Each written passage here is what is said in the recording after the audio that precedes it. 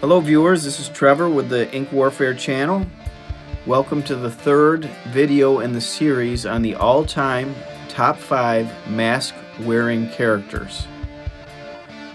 So this will be the third character that I've chosen as in my top 5. And you can probably tell by the thumbnail, which I was going to blur out the image on the thumbnail, but I found in my first couple of videos I really wasn't getting a lot of clicks. So I added the image to the thumbnail. That's the first two thumbnails I had like the image distorted or at an angle, so you really couldn't tell what my top 5 and top 4 were. But this top 3 I changed because it just didn't seem to be working for me. But if you didn't see the thumbnail, which I doubt you didn't see it, I think you can tell already who my number 3 is in my all-time top 5 mask-wearing characters, and that character is Darth Vader. I don't know how Darth Vader could not be in most people's top 5s. Just a super well-known mask. And very out of the ordinary, kind of, really. It almost kind of reminds me, I don't know what came first, Battlestar Galactica or Star Wars. I think Battlestar Galactica did. Should have looked that up. I really wasn't planning on mentioning that, but there was a bat soldier, like a robot soldier that kind of had a similar mask, I guess, to Darth Vader. But you'd be pretty hard pressed to convince me that Darth Vader did not have one of the most popular masks ever. I'd like to know how many Darth Vader Halloween masks have been sold, or just Darth Vader action figures. Just super popular character in the Star Wars series.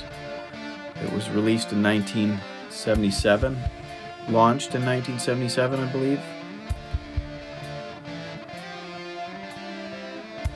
I've never really drawn Darth Vader before, other than for this video, because truthfully, I always had a hard time with the Star Wars comic books. I always, Star Wars for me was always about the movies, and I've never really warmed up to the Star Wars comics. I've read some of the novels, like the Timothy Zahn novels, but when I was younger, I read them. But I just never really got into drawing Star Wars characters. And Darth Vader's mask is a little bit, you kind of have to, there are a lot of geometric shapes and angles. And, my version here, I don't think is literally the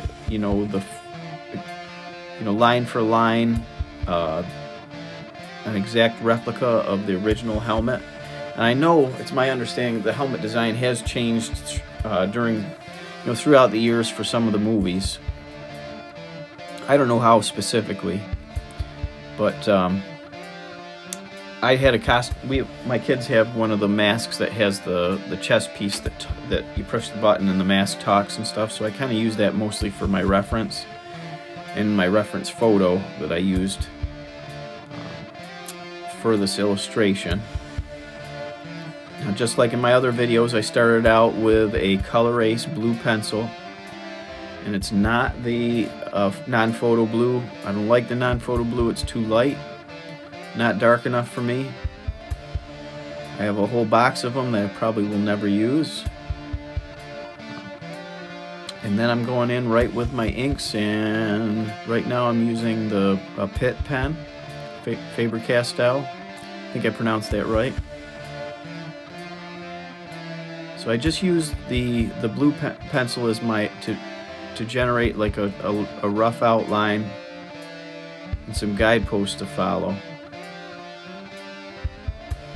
And I'm skipping over, in all these videos, I'm skipping right over the pencil stage, which may be a good thing or not. I think you're going to find out here that in a little bit that I maybe should have used the pencil phase on Darth Vader, or study a little bit more. Now, I will admit that this is my second rendering of Darth Vader for this series. The first illustration, after looking at it for a little while, I thought it looked too cartoony. Like the mask was too big and pronounced, and the helmet too small. I don't think it looks terrible. My kids liked it, but this is my second attempt. And here you can see I've already messed it up. But that's all right. We can fix that. I kind of want to show you warts and all, how do you fix a drawing that you don't want to give up on? Because chances are you're probably going to mess a few drawings up if you're an artist and you're watching this for art reasons. Which, other than being family or friends, I don't know why else you'd be watching this video, other than maybe that you like, I don't know, because you're a Star Wars fan maybe. Hopefully you'll watch this video. Hopefully I get some views on this video. This series isn't really doing too hot, which I thought it would do better, but I'm not sure why. Not sure why. I did take a little bit of a hiatus between posting videos, so I don't know if that if YouTube didn't like that or something, and they just aren't putting aren't giving me as much visibility with this series. I'm not sure. So I have to admit, I called on some relatives, and my wife did, and we told them, hey, you don't even have to watch the video, just play it to kind of give the videos a boost. We'll see if that helps. Still fairly new to YouTube, and haven't quite completely figured it out yet.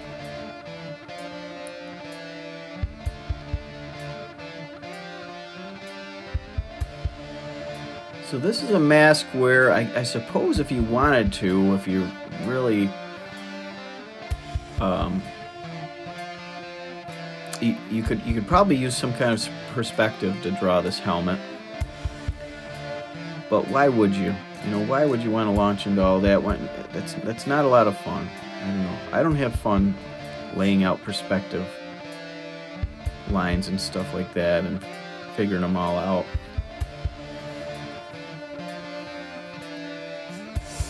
But you can, just because of the geometric shapes, you could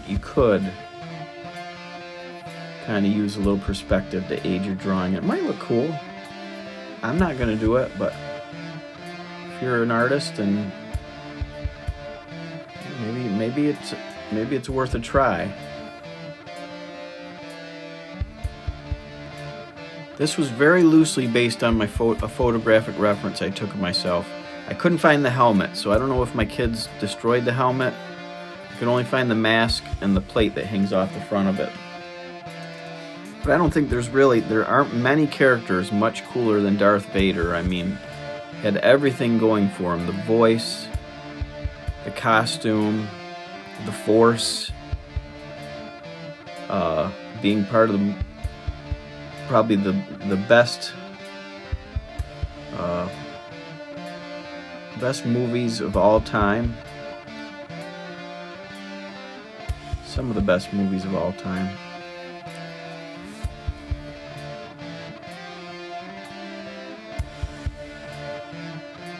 He's just the coolest character.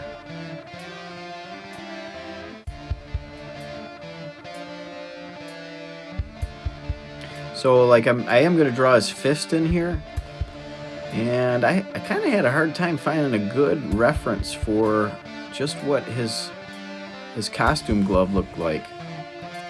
I don't know if it changed over the years, but I use this glove that has kind of a line down the side of each bone in the hand here. So there's like a panel on each, a leather panel from each knuckle down to the wrist. So you see, I did use some a Posca marker to white out the lines where I kind of messed up the mask there. And I am going to, like here, the helmet I kind of have to fix too. Like, this was a little bit tricky. You know, I drew a few like light, quick pencil sketches to kind of familiarize myself with how I might draw Darth Vader. But nothing was real finished. They were very rough.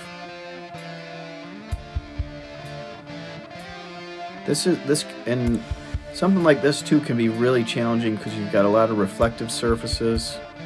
You know, his helmet's made out of, I don't know what it's really supposed to be made out of as far as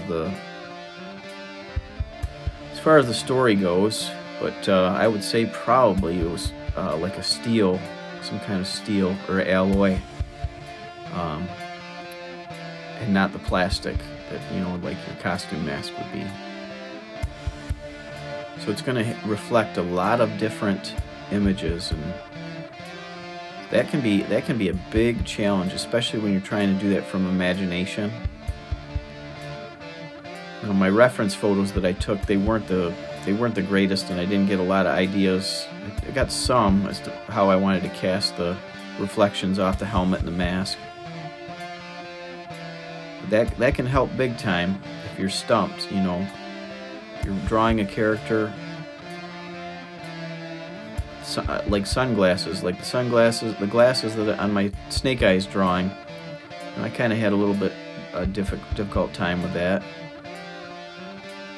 So here I am using this, it's a Staedtler pigment liner, and it has like a flat tip on it.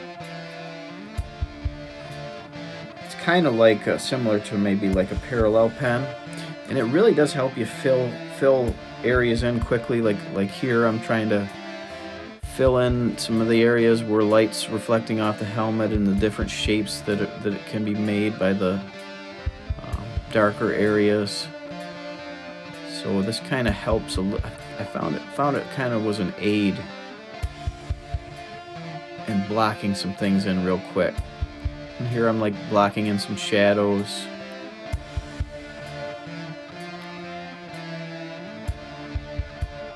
So drawing something like this here I'm using a just a big brush marker, a Faber-Castell Pitt big brush pen. It says Pitt Artist Pen Big Brush, and it's a nice brush for filling things in. You're not going to get into much detail with it, but I think it's fairly cheap. You can block like the inside of his helmet there. I filled that in pretty quick. I'm not going to use that like I use like a Pentel brush pen or the Bimoji pen that I use.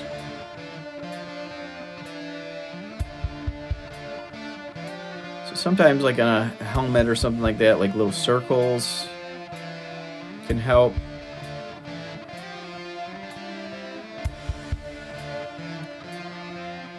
Just like shapes that kind of accentuate the shape of the helmet, or whatever you're drawing, like a helmet kind of thing. One thing that you do want to remember too, that, you know, not to get too lost in all the reflective light, you want to remember that there is a shape to the helmet, like it's round, like the skirt on that helmet. It's round, it curves around the back of the head, so it's not flat. Same with all these shapes, you know. Okay, they're going to reflect some light because they're like a glossy black paint, painted with a glossy black paint, but they also do have shape and form to them. So you don't want to forget that when you're rendering it. That's almost, that might be even more important.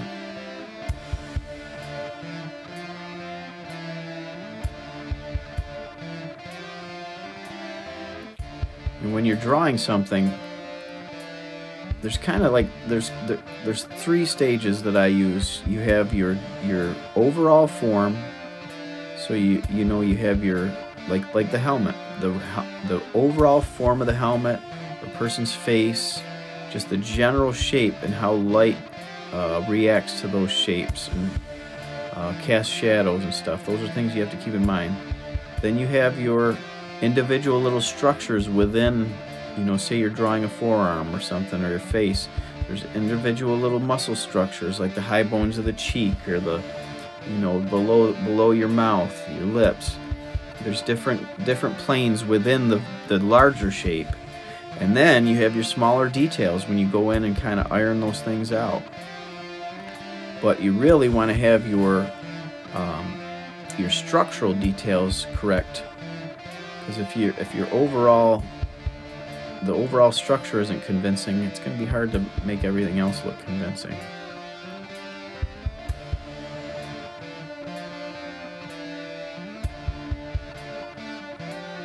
I think this was the only illustration where I threw a hand in, because you just have to. It's Darth Vader, he's clutching his fist, or his hands are posed because he's choking somebody out using the Force.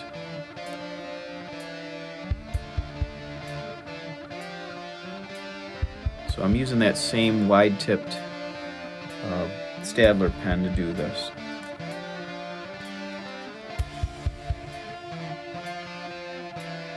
And this glove, it's black. I could have blacked out quite a bit of it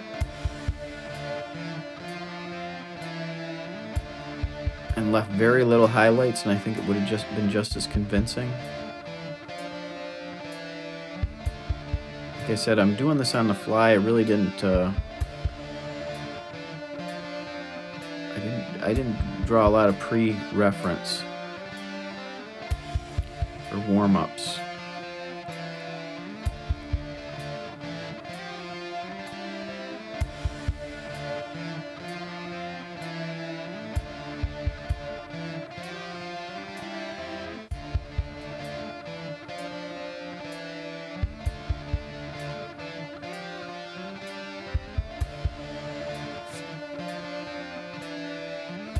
Now, the Star Wars comics seem to be super popular. I mean, they have several different editions, like different series that they are normally running at any given time.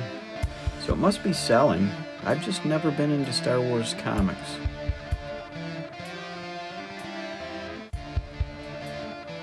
I've always preferred it much more in film.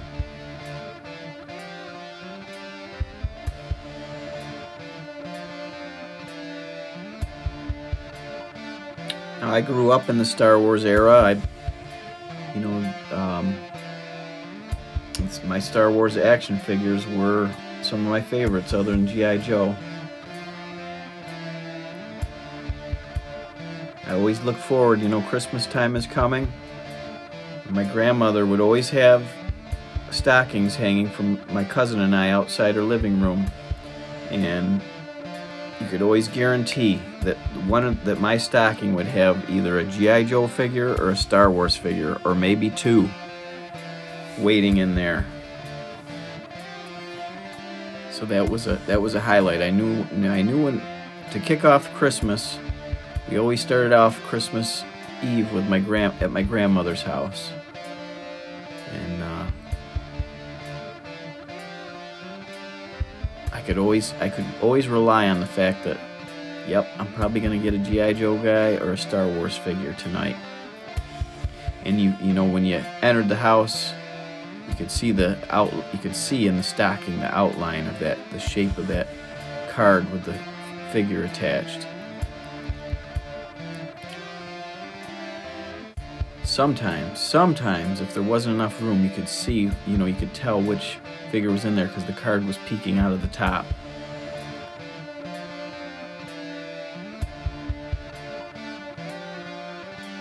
My grandmother's been gone for a few years now, and I miss her quite a bit.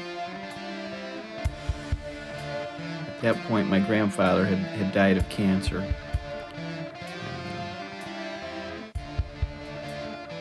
Wasn't around for much of my childhood.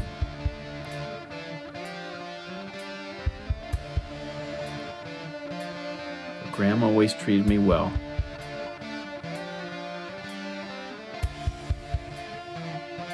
So under the eyes here, see how I'm added some like shadows there. And the eyeballs, like I said, I tried to, you want to remember that if you're drawing Darth Vader along with me, or your own version of Darth Vader, you know those eyeballs, the lenses, they're round. So they're dome shaped on the front of the mask. So you want to make sure that that comes through in your illustration. This drawing was really, quite a bit of it was experimental, because I'm not used to drawing characters with metallic, gear, armor. It's just something I've never really been interested in drawing, like characters like Iron Man or Silver Surfer.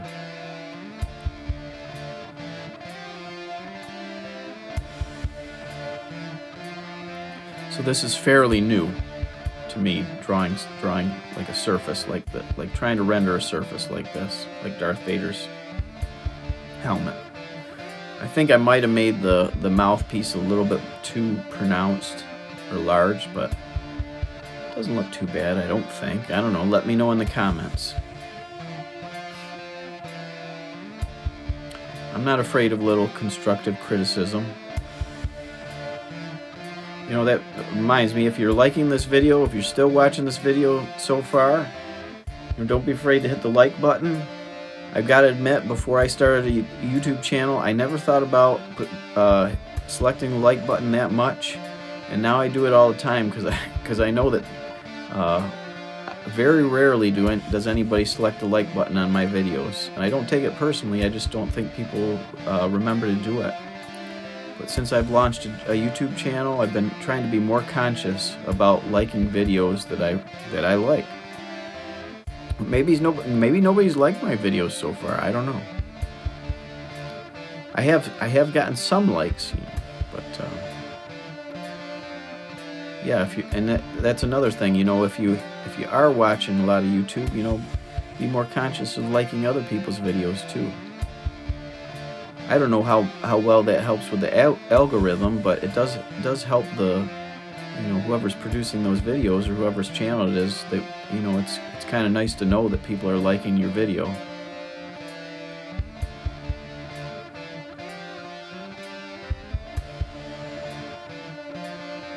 You can even do it if you're watching it on TV.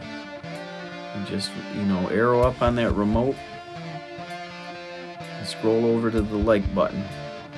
Which I watch most of my YouTube videos on a little TV next to my desk here.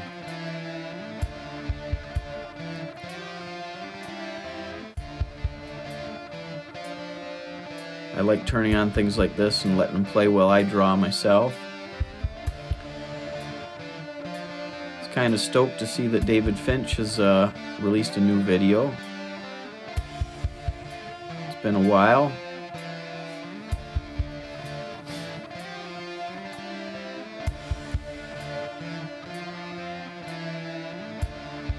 So the vents in the front of the mask, I've got 4 lines coming down from the nose in that triangular area. I found several references where those varied, how many lines there were in that triangular area. So, please don't hate me if I didn't get it right according to how you think it should be. I should have just broken out like some of my old Star Wars magazine memorabilia and just checked in there. Which, come to mention it, I have not seen in a while, so I hope I still have that stuff, or my wife hasn't thrown it out.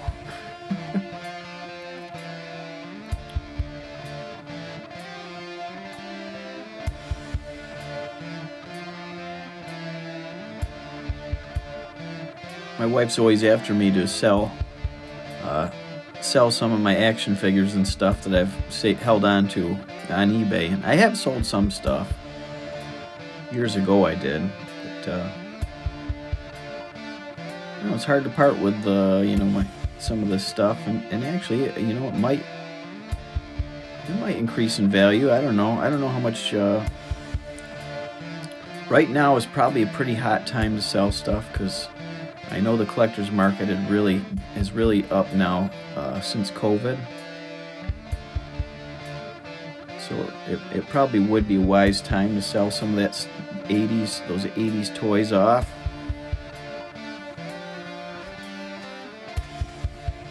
Years ago, I sold my Thundercats and my Transformers, and I had my Brambo guys. But, you know, the G.I. Joe stuff and the Star Wars stuff, I mean, that stuff's a lot more precious to me.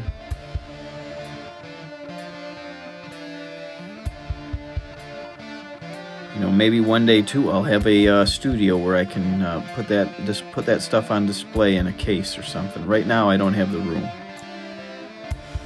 but it would be nice. It's kind of, you know, that having that stuff around is kind of inspiring, you know, when you're creating.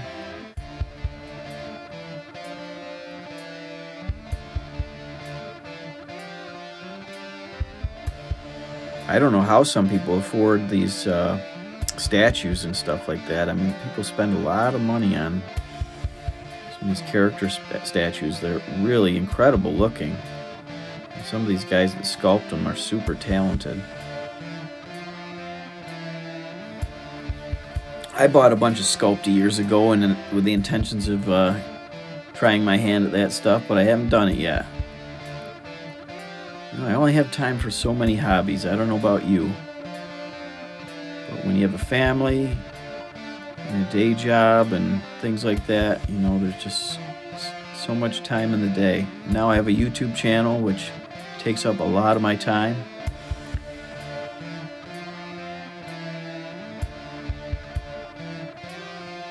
Pretty much, well, I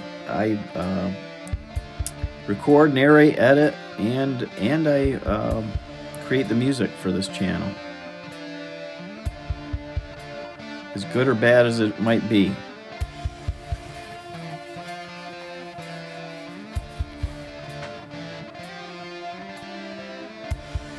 But it is a lot of fun, and it's nice to see your work out there. If you're thinking about starting a YouTube channel, I'd highly recommend it. Why not?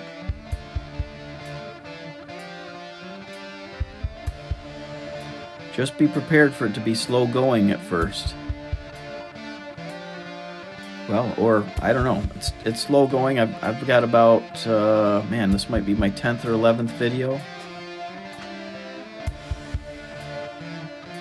My channel hasn't really caught on that much. So I'm just gonna keep trying things. See what sticks.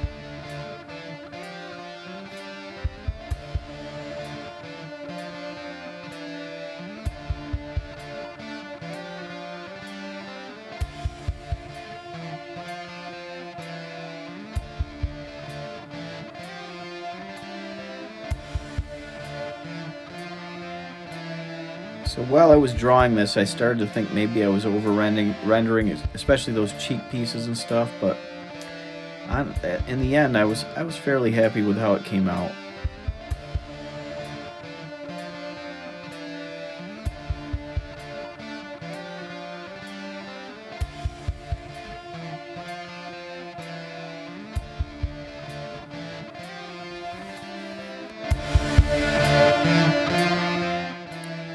So right here, I'm gonna feather in some shadows underneath the nose here.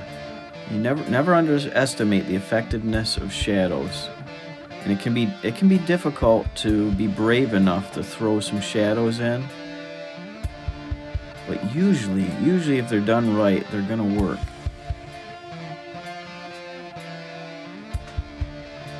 Because if there's any kind of light, there's usually shadow cast somewhere. So the lighting on this pretty much comes from the upper right hand side. I'm picturing the lighting there. Not any actual light, but if there was, it'd be coming from the upper right hand side, which I normally It's just a habit from my medical illustration days. Everything's drawn with lighting from typically from the upper left-hand side. But I normally light things from that side when I'm drawing from memory or imagination.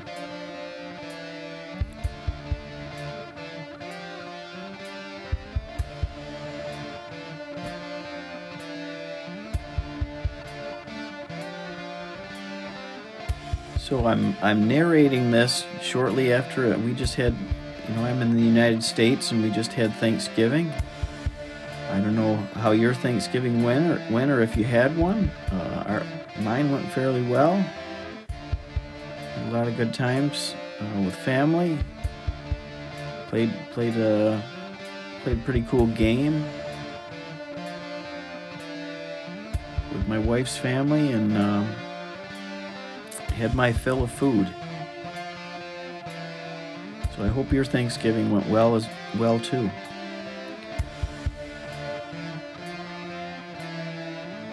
And now we're just a short while away from Christmas. Wow.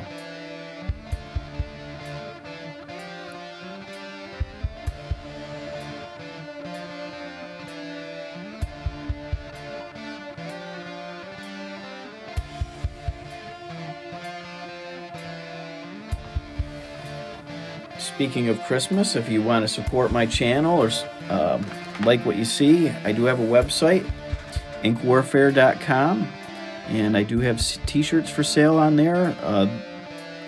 Most of my illustrations are for sale on there. This particular illustration will probably be up there for sale shortly.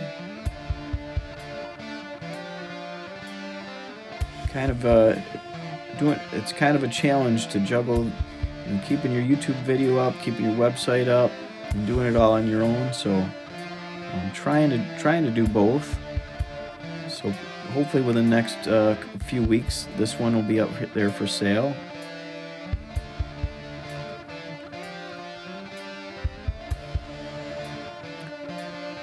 But that's not really why I'm doing this video. But if I can generate a little income, why not?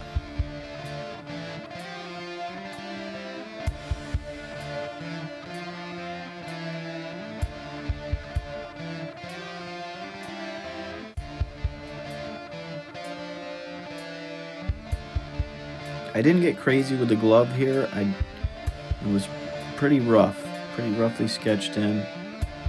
I probably could have outlined the glove a little bit better.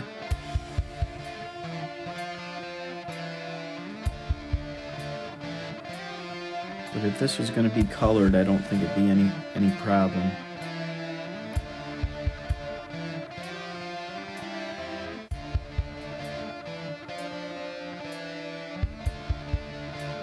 To a certain extent, you should really never quite be happy with your work.